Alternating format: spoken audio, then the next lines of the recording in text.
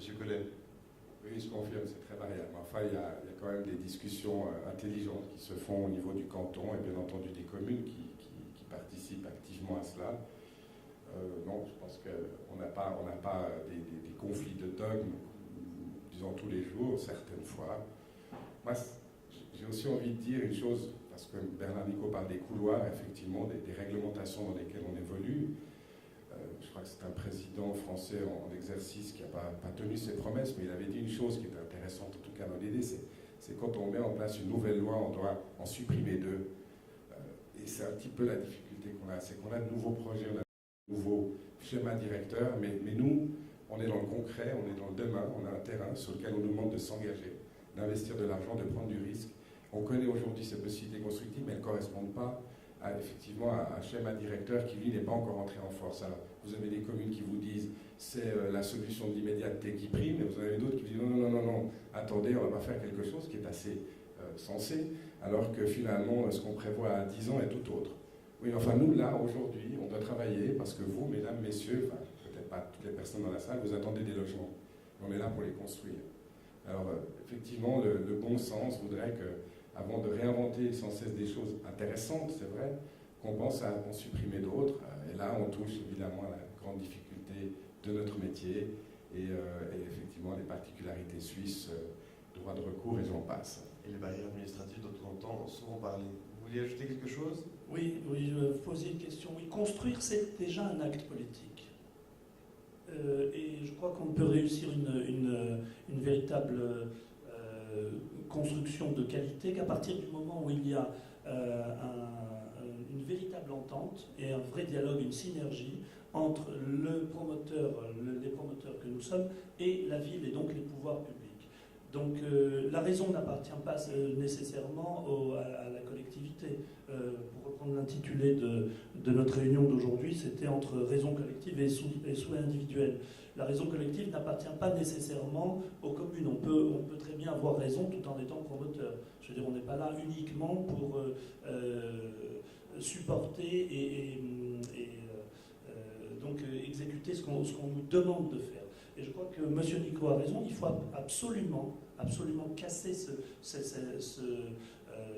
ce rythme qui s'est installé aujourd'hui entre les promoteurs qui doivent subir des réglementations qui s'empilent les unes sur les autres et ce besoin de réalisation de logements exemplaires, puisqu'on est aujourd'hui dans cette recherche de qualité. Donc le lien et la synergie qui doit s'installer entre une ville et un promoteur est absolument indispensable pour la réussite de ce type de projet aujourd'hui. Merci pour vos interventions. S'il n'y a pas d'intervention dans la salle encore pour le moment, je vais vous proposer de regarder le deuxième film parce que vous verrez, les problématiques évidemment s'imbriquent les unes dans les autres. On va voir un deuxième film pour parler un peu plus précisément des personnes qui sont à la recherche de ces logements et qui ont des modes de vie qui sont évidemment différents les uns des autres. Et c'est pas parce que statistiquement, par exemple, on a le même type de ménage et le même type de revenus qu'on va avoir justement le même mode de vie, chose qui n'apparaît souvent pas dans les statistiques. Je vous propose de voir donc ce deuxième film qui illustre ces modes de vie différents. Marie-Paul Thomas, j'ai envie de vous demander, quand on voit ce reportage avec ces modes de vie différents, est-ce que les promoteurs immobiliers aujourd'hui réfléchissent à l'ensemble de ces modes de vie et construisent parfois pour différents modes de vie dans un même projet, ou est-ce qu'on transpose simplement un projet qu'on a réalisé dans un autre endroit? Moi, c'est une question délicate. Je connais pas la pratique tous les promoteurs immobiliers. Ça commence à se faire chez quelques grandes entreprises générales de réfléchir avec ces modes de vie ou des typologies marketing comme Fairlander qui utilise des segmentations un peu précises, mais c'est encore balbutiant. En fait, ce qu'il faut voir, donc là vous m'avez interrogé sur le secteur d'immobilier ou la statistique. Donc tout le monde n'était pas là hier, mais ce qui est assez intéressant quand on fait des tableaux de bord statistiques sur l'évolution de la demande, on prend souvent deux indicateurs qui sont l'indicateur, enfin quand on prend les indicateurs socio-économiques, donc le revenu et la démographie. Donc le revenu, la taille des ménages, puis on essaye de planifier la demande à long terme. Donc ce qu'on voit dans ce reportage, c'est que, alors qu'il y a 30 ou 40 ans, c'était vrai, on pouvait dire, si on est pauvre, on habite dans tel type d'habitat, ou si on est plus riche, on habitera peut-être dans une villa avec jardin. Maintenant, à mode de vie égal, on peut être très bien urbain ou vivre dans une villa à la campagne. Donc, la question qu'on peut se poser, c'est comment intégrer dans les modèles des indicateurs qui sont un peu plus comportementaux ou sociologiques pour pouvoir faire des modèles de prévision à long terme qui intègrent cette évolution de la demande. Donc on peut travailler avec les valeurs, on peut travailler avec beaucoup de choses pour pouvoir intégrer ces évolutions. Deuxième chose, c'est une question qui revient souvent, on a parlé tout à l'heure de marge de manœuvre. Ce qu'il faut voir, bien sûr, le revenu est toujours déterminant. En fonction de son revenu, on a un panel de choix plus ou moins grand, mais le mode de vie est aussi déterminant. Par exemple, si on est urbain, avec un revenu moyen ou plutôt bas, on va avoir un périmètre de recherche qui va être centré sur la ville de Lausanne ou centré sur la ville de Berne, si on arrive à Berne, mais jamais on va considérer les villages qui seront en périphérie. Inversement, si on rêve d'habiter dans une villa mitoyenne avec un revenu bas ou moyen, on va chercher dans tous les villages autour de la campagne, mais on ne considérera jamais le nouveau logement dans le quartier de Malais. Donc c'est pour voir qu'on a une marge de manœuvre, mais après on a quand même des périmètres, et puis on fait des compromis en fonction de comment on a envie de vivre. Donc, Anthony Collet, je vous voyais réagir. C'est égal, je ne vais pas prendre... Ah, monsieur Sperer, pardon. comme vous voulez. Bon, simplement pour dire que la généralisation n'est jamais bonne, mais je vous répondrai que les promoteurs qui réussissent sont ceux qui réfléchissent aux aspirations des potentiels acquéreurs. Maintenant, il y en a aussi qui ne réussissent pas, on en parlera dans un moment. Il y a deux données que j'aimerais citer parce que ça fait réfléchir. Il y a 50 ans, le Genevois moyen consommait 28 mètres carrés. Aujourd'hui, 50. Donc, l'effet revenu, il est certainement là. Et puis, il y en a un autre, quand on réfléchit aux aspirations, c'est de relever qu'aujourd'hui, toujours, on a 70% des ménages suisses qui sont composés d'une ou deux personnes. On parle toujours des logements pour les familles. 70% des ménages, c'est une ou deux personnes. Mais ça ne veut pas dire qu'un 2 pièces les satisfera et que c'est ce qu'ils recherchent. Donc, ces éléments statistiques nous aident à déterminer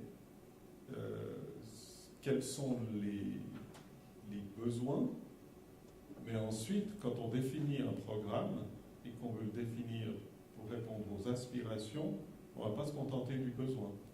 Parce qu'il faut arriver à offrir ce qui répond aux aspirations et que l'aspirant peut s'offrir. Et c'est ça toute la science du métier de promoteur que nous exerçons. Anthony Collet. C'était seulement pour confirmer que les développeurs, qu'on est parfois pilotes d'opération, comme le disait Bernard Nicot, c'est d'ailleurs retrouvé sur un dossier important à Gland avec un autre, où dès le départ, le promoteur, le Zinger et d'autres personnes ont consulté les PFL. Je crois que vous-même, Madame Thomas, vous avez travaillé sur la définition justement des populations, une basse terme, c'est comme ça qu'on l'utilise en langage un peu scientifique, et ces différentes populations ont été intégrées dans la réflexion sur tout ce plan de quartier. Ce que je voulais dire, c'est qu'il y a des échelles qui permettent de le faire, il y a des échelles qui ne permettent pas de le faire.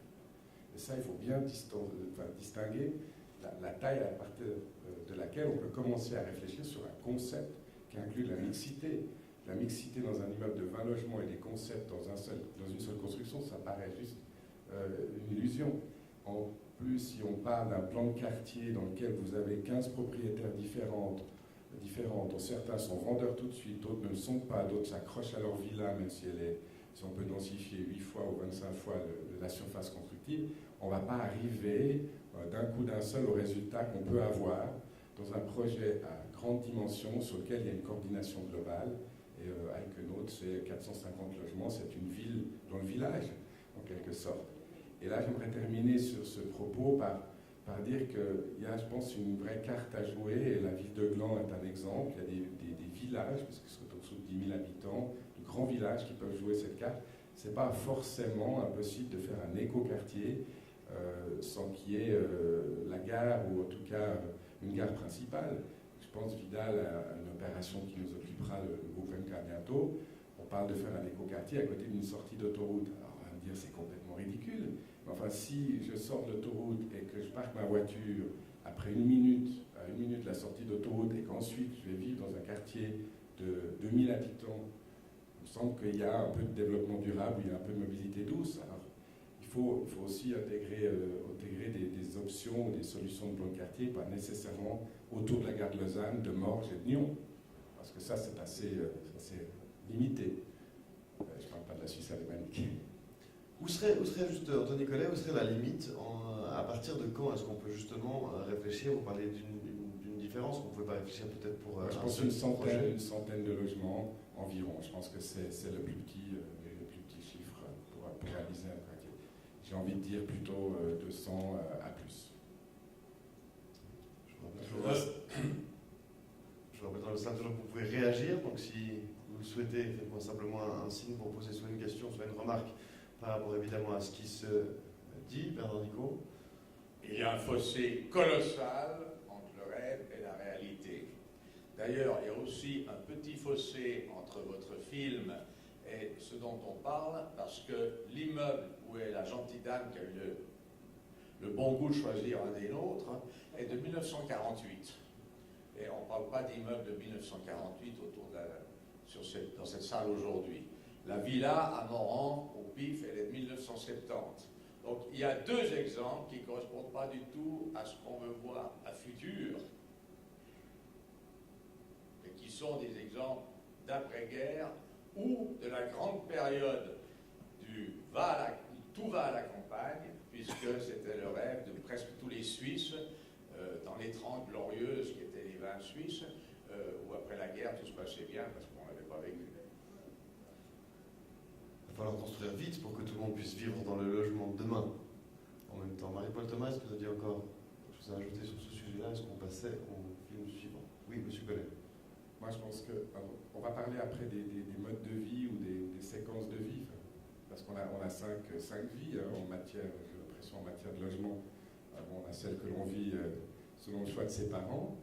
Après, on voyait quelques jeunes qui s'exprimaient. Enfin, on aime vivre en ville quand on a 20 ans. On aime sortir un peu plus. Et après, parfois, effectivement, on se marie, on peut divorcer, mais dans ces moments de vie où on est parents, alors on peut vivre en ville comme à la campagne, dans des écoquartiers. C'est ça qui est intéressant de relever. C'est ça la dimension de grand quartier, comme Südschlieren ou comme d'autres. Et puis après, il ne faut pas oublier, effectivement, pour ceux qui vivent à la campagne, que très souvent, ils ont envie de revenir en ville. Au moment où les enfants sont partis, c'est quasiment 8 personnes sur 10. Et donc, tous ces cycles de vie, il faut les analyser en tant que tels. Et on ne peut pas tout impacter dans un seul type de programme immobilier. Il faut vraiment faire la distinction entre tout cela. Je crois que ce que montre bien ce reportage, en fait, et c'est le point commun finalement entre les deux familles, c'est le besoin de lien social, le besoin de s'intégrer. Donc la famille qui est en ville, elle s'intègre en ville de manière tout à fait naturelle. Celle qui est à la campagne a besoin d'aller au centre du village, a besoin d'avoir des relations avec les voisins, les enfants des voisins, etc. Et je crois que le lien social, apprendre à vivre ensemble, en tout cas le vivre ensemble, ça va être un des éléments nouveaux à prendre en compte de manière générale par les promoteurs. Si on veut faire une prospective sur les 20 ans, les 30 ans qui viennent, un bon promoteur dans 20 ans devra penser à des éléments essentiels, il ne devra plus seulement penser à ses constructions et à son marketing. Évidemment que ça en fait partie, c'est le point de départ, mais des éléments comme la mobilité devront faire partie, peut-être même des permis de construire. Des éléments comme le vivre ensemble, ce sont des éléments indispensables qu'il faudra prendre en compte pour mieux concevoir des logements qui sont appelés à vivre 70, 80, 100 ans en réalité.